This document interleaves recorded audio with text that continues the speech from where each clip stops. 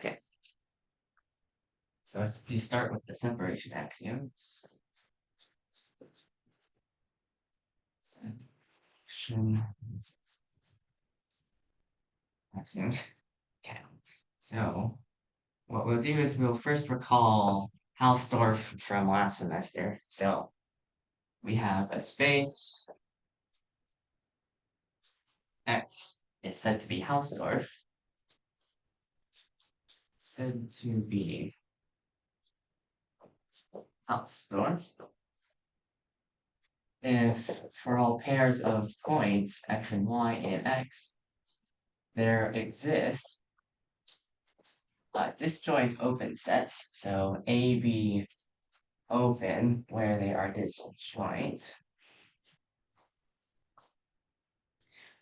where the X comes from A and the Y comes from B. So basically, Hausdorff, you get to separate out. If you have a pair of points inside a space, you can guarantee the existence that you can find open sets that won't intersect each other, but they will contain their respective points. So this is like going to be the weakest form of a separation axiom. And then these other axioms for regularity and a normal will be a little bit stronger.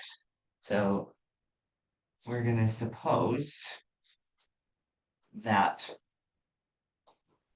one point sets are closed in X. And we require that just because the definition of regular is a single point together with a closed set. So closed in X. And then X is said to be regular if for each pair consisting of a point X and a closed set, the closed set B disjoint from X, then there will exist, so it's similar to Hausdorff, so disjoint open sets that containing X and B respectively.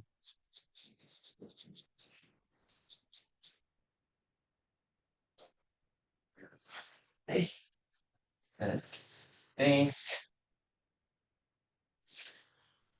X is said to be normal if for each pair of well, actually, I'll just write it as A and B. So A and B are closed disjoint sets. Pair A, B of disjoint closed sets of X, then there's going to exist, and they're all very, very similar in construction, right? So then it's going to be now disjoint open sets, disjoint open sets containing A and B respectively. 2 points, a pointer set sets. So here we can, so if I took like Hausdorff condition is the weakest here. So if I have 2 points in a space, then I'm saying there are disjoint open sets that I can select that contain those 2 points respectively. So this is a Hausdorff separation. And then if I have regularity, now I'm pairing some chosen point X, but then I also have some sort of a closed set in the space. I can call this B, but we're still guaranteeing that I can select open sets in the topology that are disjoint from each other. So this would be regular. And then the strongest is now I'm taking 2 arbitrary closed sets, A and B. And I'm still able to guarantee that I can find disjoint open sets in the topology that contain those respectively. So this would be normal.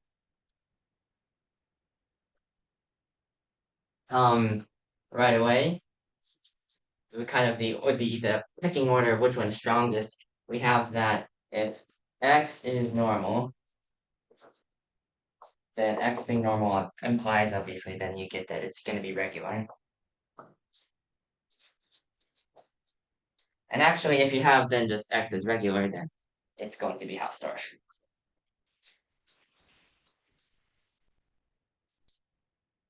Okay. So I haven't seen a lot about sets in general, so I can't actually imagine any ordinary set that wouldn't be normal.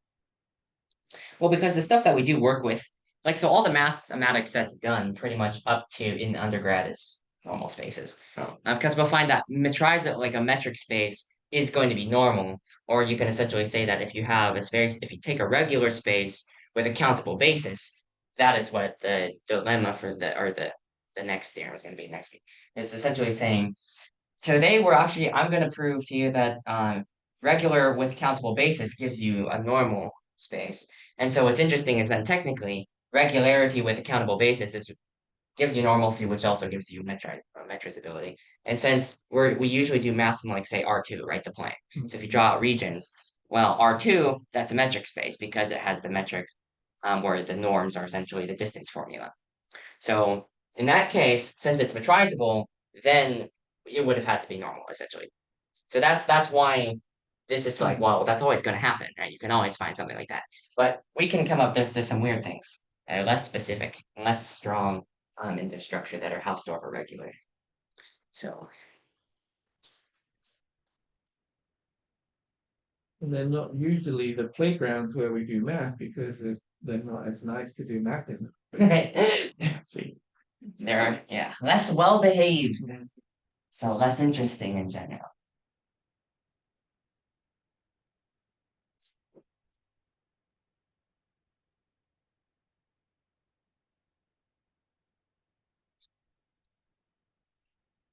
Okay, I'll prove this result, and then we'll go into normal spaces.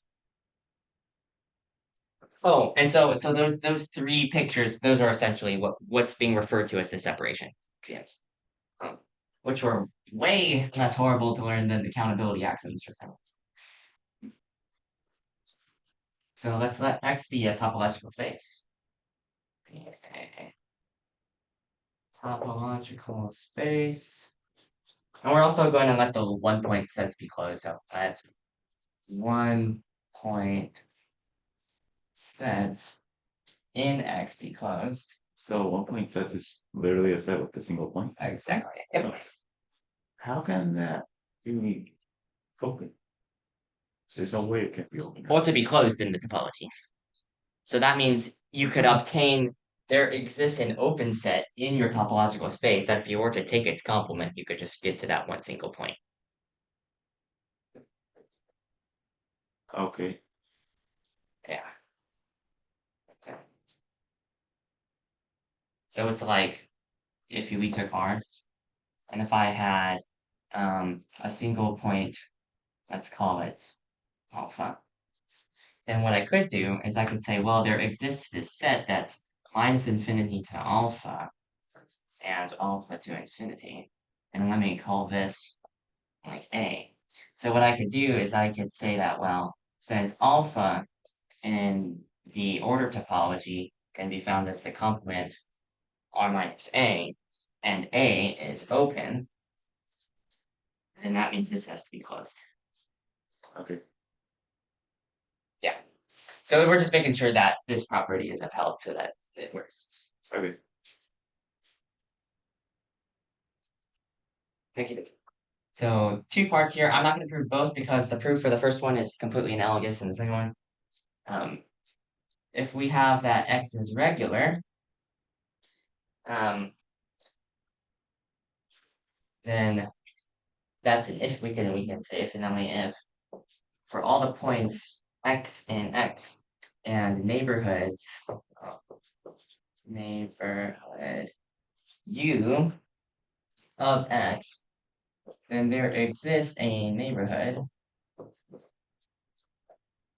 V of X such that the closure of this neighborhood is contained in V neighborhood U. So is neighborhood sort of like a differential set? Think of neighborhood as like a well, when you think of neighborhood, what do you think? It's like close to, around, surrounding, right? So think of it's an open set that will contain essentially around a given point X. So if I choose a point in the set, and then it's kind of this a selection of an open set that's going to contain that point, and they can get really, really small. They're not necessarily required to be basis elements, but sometimes we choose, sometimes they end up corresponding with the basis elements of the topology. I see. And then the stronger one, of course, is normal. So if X is normal, if and only if um, for all closed sets A and open sets U, where A is contained in U, then there's going to be an open set B. It's all very analogous to the previous part. A contained in V, and then the closure is going to be also contained in here. All right. So we're going to prove A, and then the extension of the proof for part B is essentially, well, instead of just choosing a single point, you just choose a closed set. Okay, proof for A. So we're going to suppose that X is regular, and also suppose that X and the neighborhood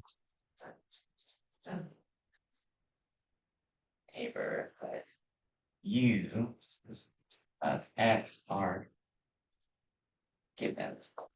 So we're basically just taking that for the hypothesis, and then this, now we're going to give this.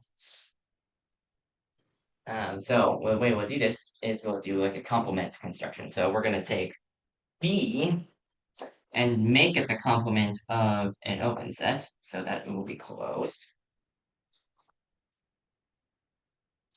And then we can cite our hypothesis because regular is stronger. So by hypothesis, then we have disjoint open sets V and W containing X and our closed set B respectively. That's just by definition. So the set, if I close, well, more like I can't if I close V and I try to intersect it with B, it's got to be empty. Because if I choose a point Y in B, then the set W would then be a neighborhood. So it is a neighborhood of Y, and that would be disjoint from B.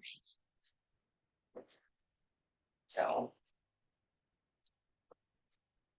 we have the closure contained in U as we claimed it would be.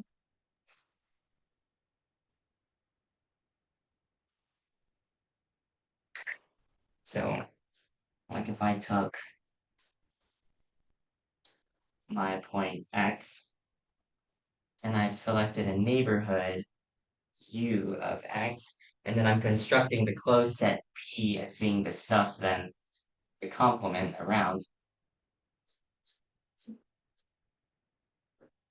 So we're basically saying, well, if I take this complement, I have a closed set, but then the let's see, where do they put it? Oh yeah, we're assuming that X is normal. So essentially, every single time I take a single point, which we're assuming to be single one-point sets are closed, with another set that we just constructed to be closed by definition, then there, by definition of what this space means to be normal is that there's going to be a way to take open sets that are disjoint from each other that contain both. And because of that, then that means that not necessarily it's got to be the same exact size all the time, but the closure, if we close the open set V, then it's going to be contained inside of this neighborhood here. Okay. And the converse, there's another picture for the converse. So I'll just erase this.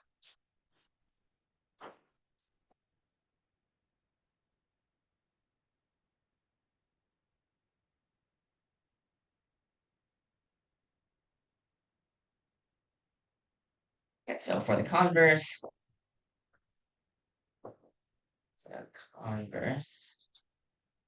we're going to suppose the point X in the closed set B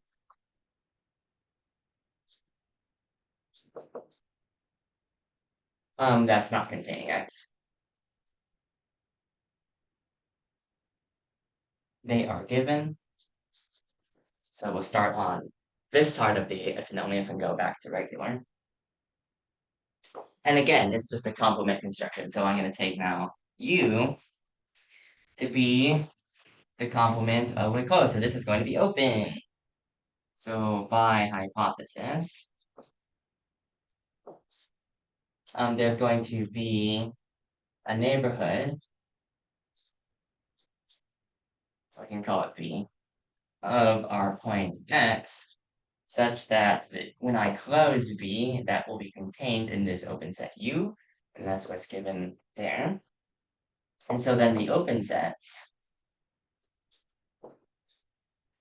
that I take V, and now to get another open set, since this is closed, so closures are closed, I'm going to take the complement of a closure to get another open set, so the space without the closure. And that they are going to be disjoint from each other, just kind of definitionally. So disjoint open sets containing X and the respectively. So we've essentially been able to find a way to construct two open sets that will contain a single point and then the closed set without them sharing any elements. So X is going to be regular. Cool. So again, if I take a space and what I'm now starting with is I'm starting with a point that's in space. And I'm also taking a closed set B, some sort of closed subset inside of everything. So what I'm doing is I'm constructing an open set by taking the entire space as a whole and then complementing out. So all of this stuff outside is the U, which is X without V. And then we assume the hypothesis to be true in this side. So there's going to be a neighborhood that is surrounding X that is in itself a subset of this U, because the U will contain X. And so this neighborhood, for example, I'm doing it as a proper subset of U in this case. But even if I were to close, so instead of being open, if I were to close V to make, and then complement that with the space, and then that's going to give the rest of this. So it gets complicated with how we complement stuff. But like basically the stuff that isn't now in the closed, this boundary, this is closed. And then that's going to be open, but then that contains B. So it's like we flip back over here. So now we have an open set that the V is containing X, and then the complement X without the closure of V is containing this closed set B. And so then that's two disjoint open sets. It's going to be regular. Cool. So then the last little theorem, I'm not going to prove this one, but it's routine.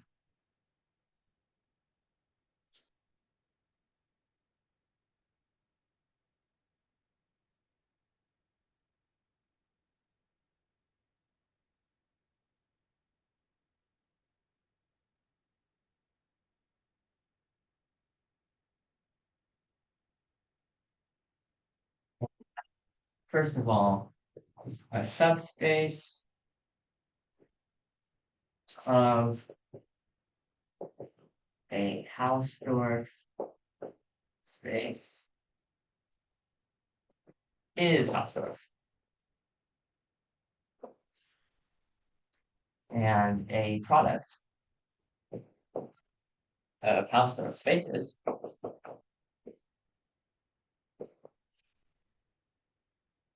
is Hausdorff.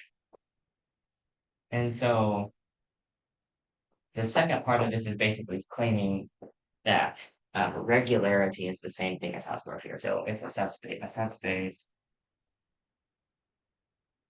of regular space is regular and a product of regular spaces is regular. Okay. So just to verify, is the product of spaces like the Cartesian product? Yes, Cartesian products. Okay. On to normal spaces. There's one kind of big proof that has very, very fun pictures. Because of the many ways you could illustrate it if you wanted to. See, okay, we're good. We're doing good on time. I was worried that we weren't able to get to this. Normal spaces. I love it when we use these common English words. It's normal, you know? Normal. You know what's funny is how you were talking about, or like when I drew that picture, you're like, well, isn't it always going to be the case? Like, isn't that just kind of it's normal. It Yeah. behaves normally. Maybe that's why they called it normal, because it's with all the well-behaved stuff. Yeah.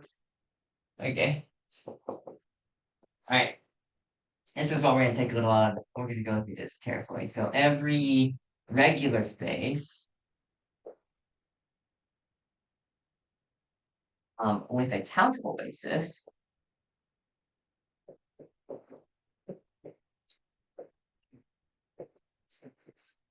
this is going to end up being normal.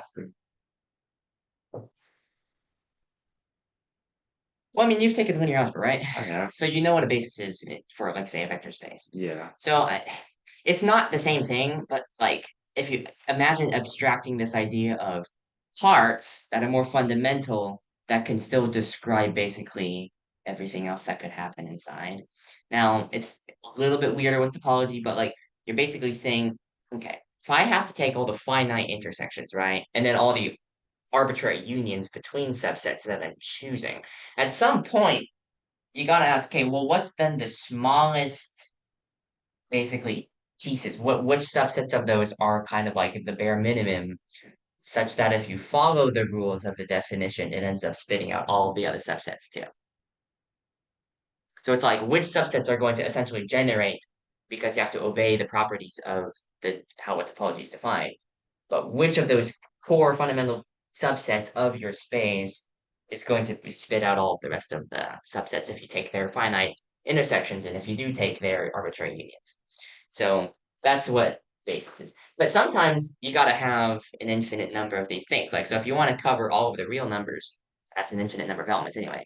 So we have an infinite number of these intervals, a to b, a to b, a to b, that go all the way up and down. So we're very specifically saying it has to be countable. It doesn't mean it can't be infinite. It can be related to integers, the positive integers. But it just can't be uncountably infinite size of these basis elements that can spit out the topology. So if we have a regular space and UB can count up all of the basis elements, then we'll end up being normal. Which is why we call it normal probably, because that's how what most of the things we do in math is anyway. Okay, so we're going to let X be a regular space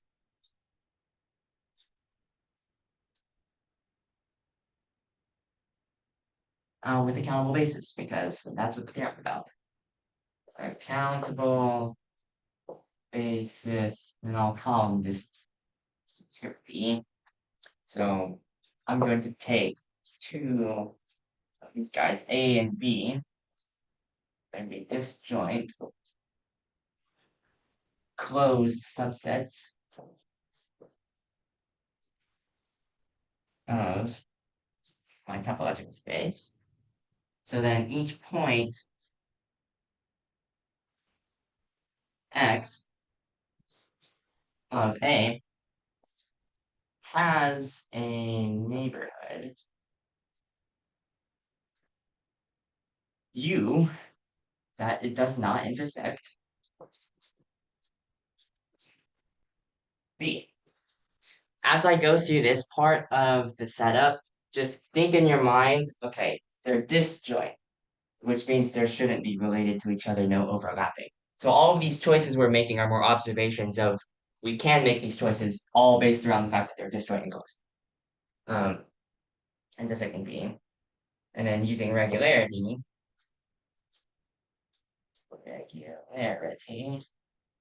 we can choose a neighborhood. What we just proved earlier, a neighborhood V of X, whose closure lies in these U. And then we can finally choose an element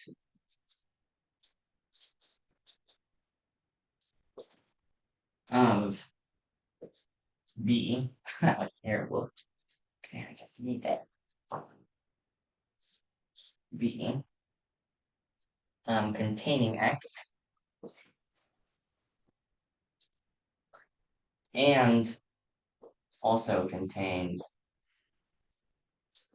in this neighborhood that's guaranteed by the existence of another neighborhood. It's a little bit convoluted, but we're gonna do the same exact thing essentially to the other side. So we did that to A, and then on the other, across the road, we can do it to B.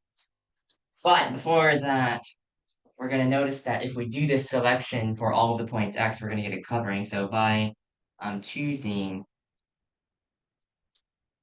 such a basis, I'll draw a picture. Basis element for all of the points X inside of the closed set A, we construct a countable covering, which means it's compact. But that's not the important part here. Covering of A by open sets, whose closures do not intersect B.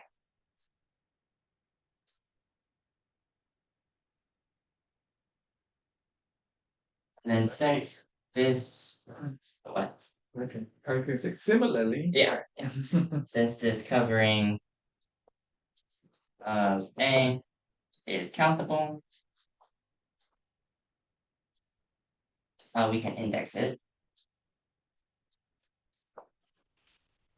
with positive integers, and then we'll just say let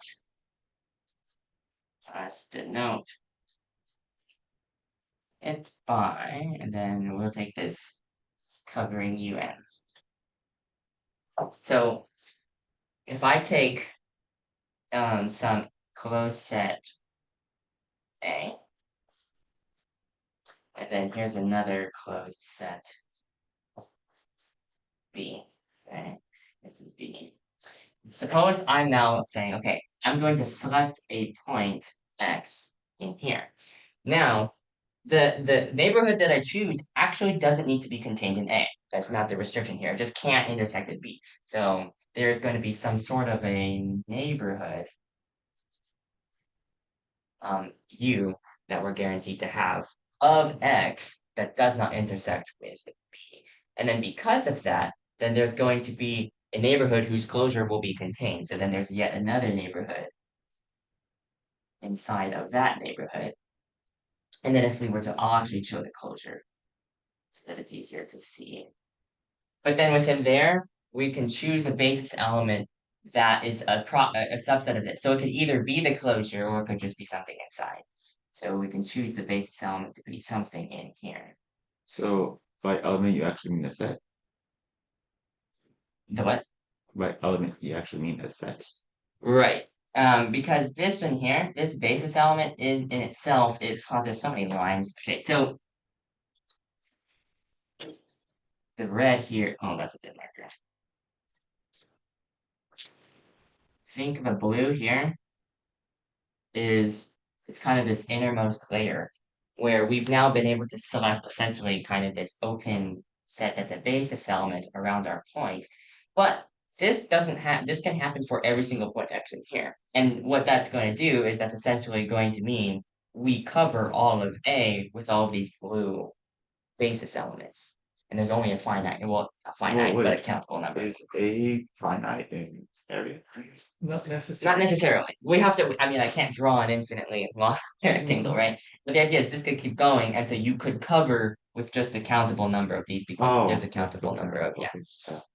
And most importantly, it doesn't intersect with B. So we can do actually the same thing to B as well, but you'll notice that we're going to run into this issue that we'll address where there could be overlap, not between the neighborhoods with the closed sets, but you could overlap your open sets with your open sets. And so we don't want that to happen because we don't want to accidentally choose like point that's in the neighborhood that would have some sort of overlap. So then I'll just quickly note here before moving on. I still don't get it. Why do you need to do all those sets if you could just choose the first one? Well, we're invoking regularity.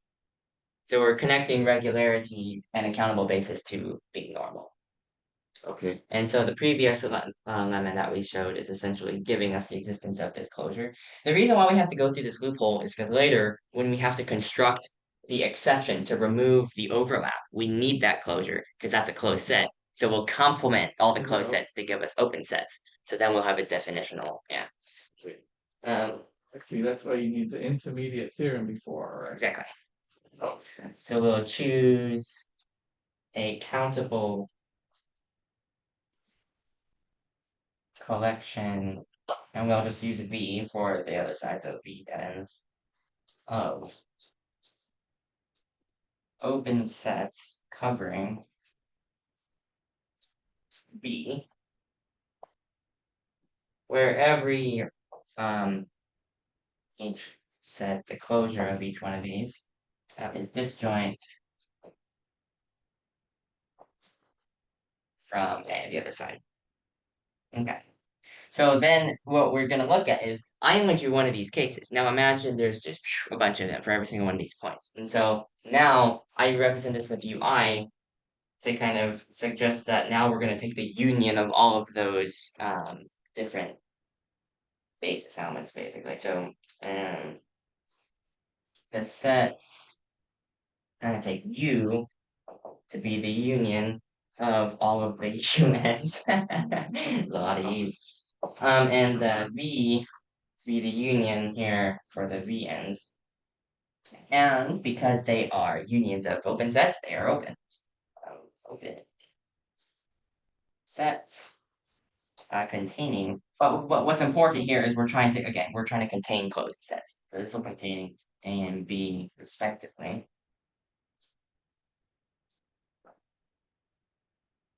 Can't you use the V bar? That's a closed set. Wouldn't that be easier for you if you want to cover all entire space? Well, so we don't actually need them to be closed though. So that's the thing, is that because we have all of these basis elements that we can choose, we will get a covering without needing to close the boundaries. So So just having them overlapping? yes. Okay. And then we're going to basically undo the overlapping that we don't want. So let's see. But they need not be disjoint. So then there's a little trick that we can do, which involves the fact that we can have this closure that's contained. on the next part here.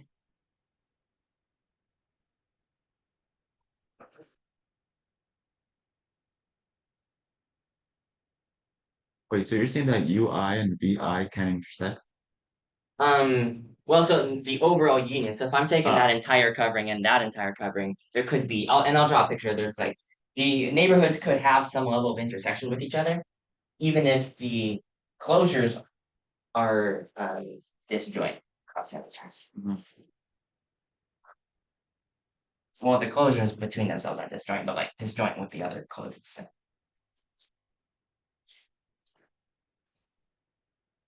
Okay. So we have a countable basis, so we're going to use that. Given n, we'll define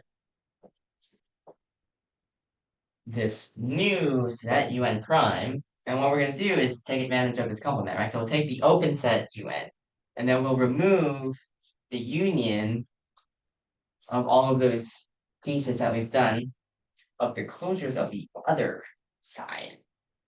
And then similarly, so the Vn prime, we'll take that open Vn and then take complement, but now for the other side, so U closures there. So these are closed, unions of closed if we closed, and then complement of closed open. So we've constructed open set. Note that each set Un prime is open, being the difference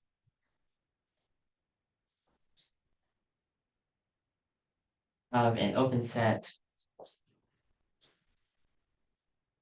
which is in this case Un, and a closed set, right? And this, which is a union of closed sets. And then similarly,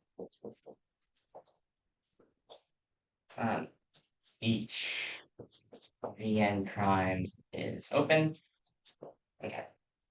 So the collection, now we're going to collect all of the Un primes. The collection Un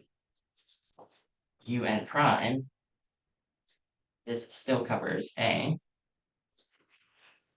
because each point in A belongs to UN for some n. Because again, for every single one of those points, we could have come up with one of the neighborhoods and then based on it. And X belongs to none of the sets VI, closure of VI. So essentially, we didn't accidentally delete X because it wouldn't be in the closure from the other, because it's earlier we said that closures were disjoint from the other side. So similarly, the collection Vn prime will cover B. Oh, isn't VI bar larger than UN? Like, So like the closures on for That's B, the other side. that's on the other side now. Oh. So we're saying that these guys who don't intersect with the A stuff, which is where these neighborhoods are coming from, we're just snipping off visually. We're literally just cutting off anything that might overlap in the middle ground between A and B. Okay. Yeah. And then finally, the open sets.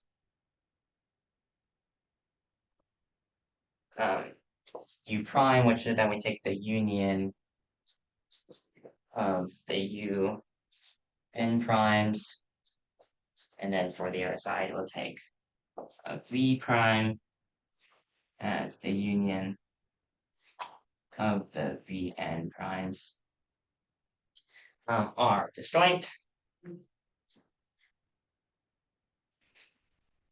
So for if they weren't disjoint, then that means there's going to be some point in their intersection. But then having a point in their intersection would require that that point is then inside the intersection of one of these one of the indexed, one of the members of the collection for each one. So some uj and some vk, or some j and k. And so we can just contradict that real quick. So suppose that j would be less than or equal to k, and it follows from the definition. Well, basically, so how we define the U, each one of these members of the collection, that point X is in that neighborhood, but we're saying that since J is less than or equal to K, it follows also from the definition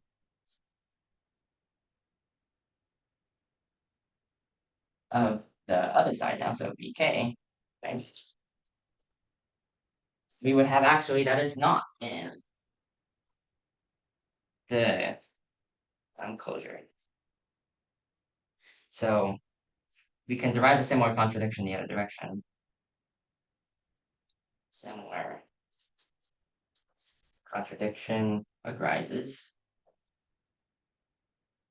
when we assume that J is greater than or equal to K. So does the order matter here? Are like snipping in is the order of creation or Well, I'm gonna let me draw basically the so the the logic of the proof visually. I'll draw the scenario so you can see what like the snipping does with the complement of all of the closures. So like say I've got my A, okay, this is closed. And then I've got my B, this is closed. Okay, great. Now, for all these points, now I'm only going to take a countable number. I'm not going to do all of them. So if I have some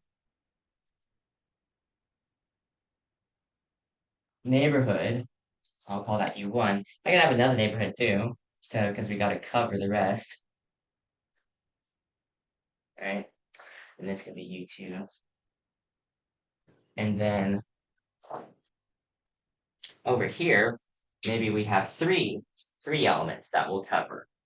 So we can take these over the set. So I might have something like this. This would be V1. Important part here is that there's intersection here, but this isn't intersecting with. Yeah. And so we're good. And then I can have maybe this coming in like that. And then something coming in like that. And that could be V3. So what we're saying is, okay, we don't want to deal with these portions, these little treble issues. We want it to be completely disjoint, to have these open sets that are respectively covering. So what we can do is, with that construction of the complements, what I'm really doing is I've got, so here's my A, and here's my B,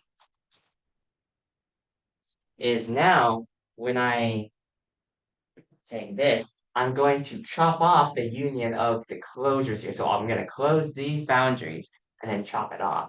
So it looks kind of funny, but I can essentially choose like, okay, so it would stop about there.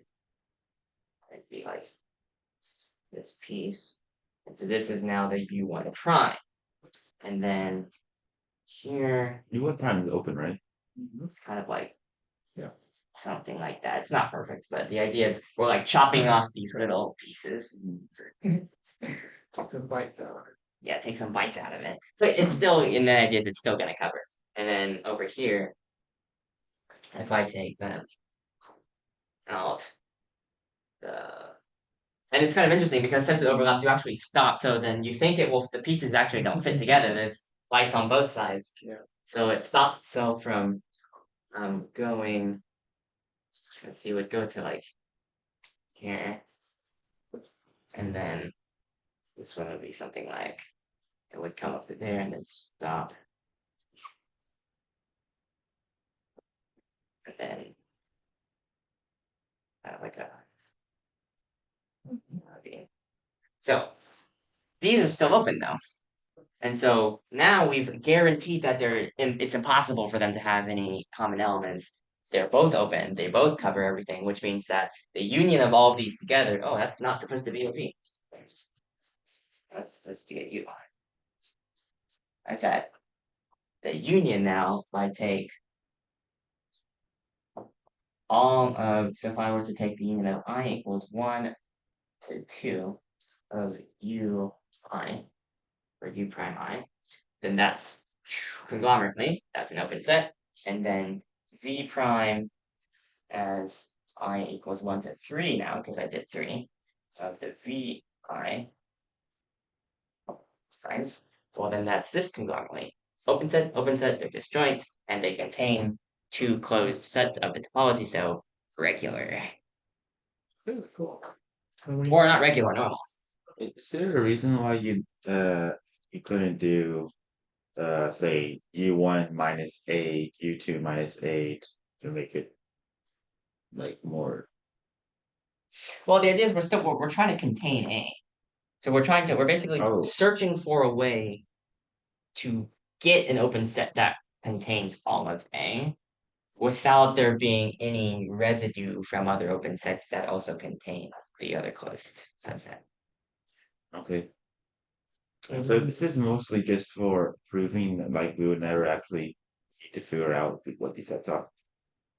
Well, it's not a computational thing. It's more of it's very theoretical. I see. Um, the reason why we care about countable basis is because it has to do with a metrization theorem. And metrization is way more interesting than these unstructured topologies that could be kind of just whatever sense of anything. So, but if we were to impose a metric onto a topology, then we have a metric topology. And then what's that relationship to? Does it have a relationship to regularity? Does it have a relationship to count? And it ends up, it does. It's that if you then take regularity and countability, then that ends up being an equivalent means of talking about having a metrizable space. So yeah, that's why it feels intuitive, probably because it's just like, well, obviously, the way that we understand how distance works. Like, say this is a two-dimensional plane, so an R2. But okay. So in this proof, countable was needed because we were doing unions and intersections of countable and we needed to preserve the openness and the closeness.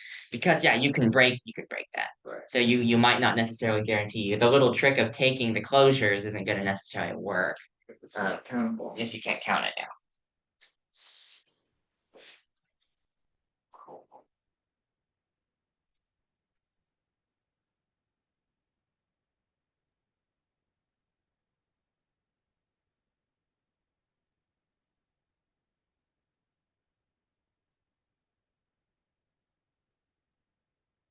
Trying to explain to one of my friends who's in film what I was doing. Well, is it open or is it closed? That's 80% of what your brain has to have for most of this. It gets a little, although it is shocking how many different ways you can play with that. Anyway, so every metrizable space is normal. I like to. There came a point when I started just calling normal nice or well behaved or Yes. what you would otherwise consider for a undergraduate course to operate within. That's when I work with like some math that I'm doing and I want to reuse a function or something. And I don't really care what the properties are. I just need to make it work. I just say, assume this function is pretty. Yes. Assume niceness, assume well behavedness, assume it's convenient, assume its properties are that which are not annoying, all the good things. That's what we do in algebra. We just ignore everything that's a non-commutative ring because we don't like them. Okay, let A and B be disjoint. You know, that is something that we might be able to do. If I do topology 3 and then I might get sick and tired of it, so then I might switch over to do maybe Gawa. Okay, so that'd be fun. Who knows? Maybe I'll just feed my addiction of open and closed and open and closed. This subsets of X. And I gotta say, I don't algebra helps with understanding this, but Yeah, I don't know how much here I'm learning about algebra and how much here I'm learning about topology. I'm more just I've more learned that this class is about telling yourself you understand it even when you don't. And eventually you sleep on it, then you wake up and you actually do understand it. So uh I don't think I understand it yet. well, but see the thing is then you'll sleep tonight and you'll dream about it. Then you'll wake up and you're like, oh, that's the easiest thing ever. Well, obviously. Yeah. With the cookie monster taking bites out of the cookies. That's what he do before. Actually, there is a lemma that I might do. It's called the cut and paste lemma. It's literally how we can rigorously talk about with cutting and pasting pieces of spaces. Yeah. Um. Yeah. Anyway, so we have a metric space, which means there's going to be a metric on it. You have disjoint sets because we're talking about normal, and we're making balls as our open sets because we actually have something slightly more concrete to talk about instead of just general stuff. This does not intersect B. And similarly, if I take some B and the other side, then we just have to choose some epsilon B. Oh wait, does metric just mean that there's some definition of distance? Yes, there's a notion of distance between things. Yeah. So you can have greater than, less than, things like that. You know what algebra is helpful for? It's helpful for being able to nitpick what we really mean abstractly about certain things like order or relation or well-orderedness or those kinds of things. But yeah. So, but if you're willing to suspend faith or belief or both, then you can get pretty far. The ball B, so we're just going to center it at the point now with this other radius, epsilon B. And that won't intersect A either, so there's not intersect A. So we can define U to take the union of all of the points A in A, and all of these balls epsilon A, but we're going to divide it in half. So we're going to take all these balls from the points, and that's going to form essentially. The pattern of thought is very similar to actually the previous thing, which shouldn't be all too surprising. And I can do the same thing for the other side. I'll just take the B's and B, and then make the balls. The open sets here, dividing that radius by 2, so we can not have to worry about overlap. Then U and V are open sets because the balls are open, containing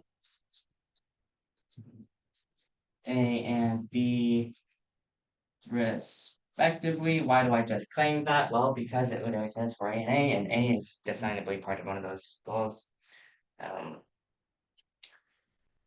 So now we simply assert that they are disjoint because it's contradictory to assume otherwise. Disjoint. For if I were to choose that they are not disjoint, then I have some Z in their intersection. This might be a bit late, but what's the difference between this ball thing and the neighbor? Okay. Well, I mean, technically, a ball is a neighborhood. Yeah. The ball is a neighborhood. It's the ball is the neighborhood for a metric space because what it says is, okay, you have a point. That's cool. You have a radius. Okay, that's cool. So There you go. There's your neighborhood around A. You could do that in a metric space because you have distances in a metric space. Yeah. I So that see. notion of how big you want your neighborhood to be can actually be given by a specific value. I see. Whereas before, when there's not necessarily a notion of distance, you can still just kind of just choose something. We'll do neighborhoods, and that's why we have to do the cookie cutters because we don't know the actual distances. Right. With a metric space, you can actually do the distances, divide it in two, and now you don't have to do the cookie cutter. Yeah. You don't have to be afraid that they're going to intersect because we very conveniently are now employing. Well, now we can measure stuff. So let's choose the measures that aren't going to intersect. Then Z has to be, there's going to be balls in A for A and B that this will happen for. So B A epsilon A over 2 intersecting B for some B epsilon B over 2 for some A and A and B and B. So the triangle inequality